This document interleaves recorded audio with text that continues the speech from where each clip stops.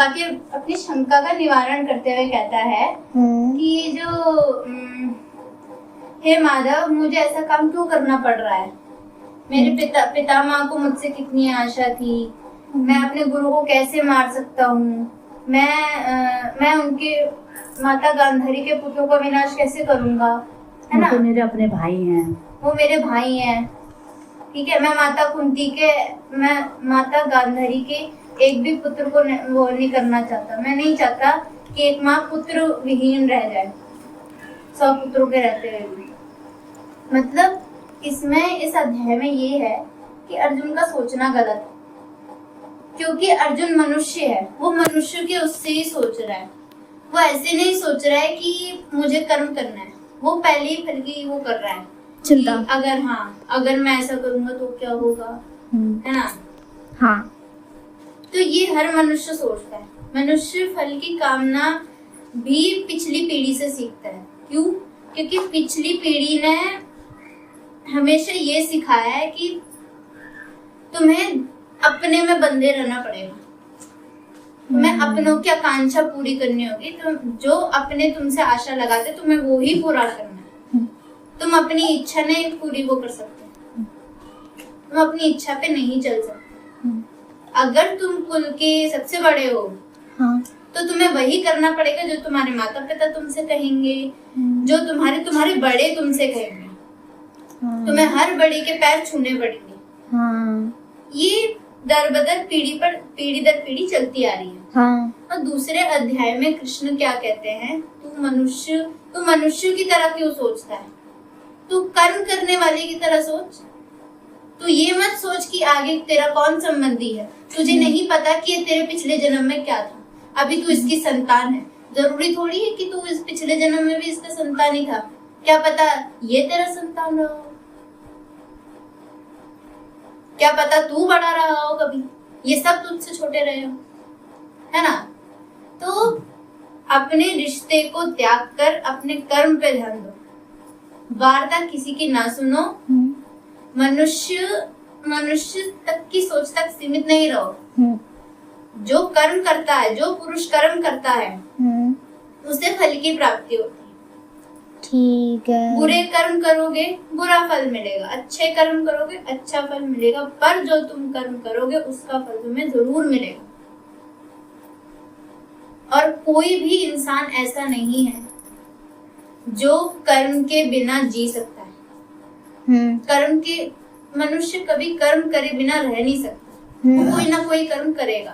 खाली बैठा है तो सोचेगा, कुछ शारीरिक काम करेगा तो भी कुछ दिखेगा ना, बस तो भी कर्म कर रहा है। तो वो मनुष्य कर्म करता ही है। वो खाली एक जगह पे बैठ नहीं सकता। अगर वो बैठ गया तो ही कुछ सुनेगा, कुछ देखेगा, कुछ सोचेगा, कुछ बोलेगा। बैठ के भी तो कर्म करेगा, खड़े होके भी कर्म करेगा, खाना बनाएगा, झाड़ू मारेगा, किताब पढ़ेगा। तो कृष्ण क्या कहते हैं कि जो पुरुष फल की कामना करे बिना कर्म करता है, जिसे आकांक्षा नहीं होती, जिसे कोई मतलब नहीं है फल से, वो उसे ही मुक्ति मिलती है। सिर्फ उस व्यक्ति को मुक्ति मिलती है जो किसी के शब्दों में नहीं आता, जिसे पता है कि मुझे क्या काम करना है। हाँ, ठीक है। और दूसरी बात, हाँ, कृष्ण ये कहते हैं कि ऐसा कोई काम नहीं जो तुम नहीं कर सकते। गुण सिर्फ तुम्हें एक उस तक बांधता है, पर क्योंकि तुम इस दुनिया में कुछ सीखने आए हो, तो अगर तुम्हें अपनी इंद्रियों पे काबू है तो तुम वो काम भी कर लोगे जो तुम नहीं, जिसके लिए तुम बने भी नहीं, तुम वो काम भी कर लोगे। अपनी इंद्रियों तक सीमित मत रहो। जैसे तुम्हें पता है कि भाई मैं ये काम नहीं कर सकता, तो तुमने अगर बोल दिया मैं ये काम नहीं कर सकता तो नहीं कर सकता, बस। कोई शक्ति फिर तुम्हें हिला नहीं सकती। पर अगर तुमने ठान लिया मैं वो हर काम कर सकता हूँ जो बाकी मनुष्य नहीं कर सकता, वो भी तुम कर सकते। ये कहा कि तुम अपने मनुष्यता में मत बन के रहो। तुम मनुष्य से आगे का सोचो, तुम रिश्तों से बढ़कर सोचो, तुम सिर्फ ये सोचो कि तुम आत्मा हो, तुम यहाँ कुछ ग्रहण करने आए, तुम विद्या ग्रहण करने आए, तो वो हर काम सीखो जो तुम अपने जीवन में सीख सकते हो। और बोला था कभी कभी अपने काम पर अभिमान नहीं होना चाहिए। कभी तुम इस बात का अभिमान मत करना कि तुम बड़े हो, हाँ।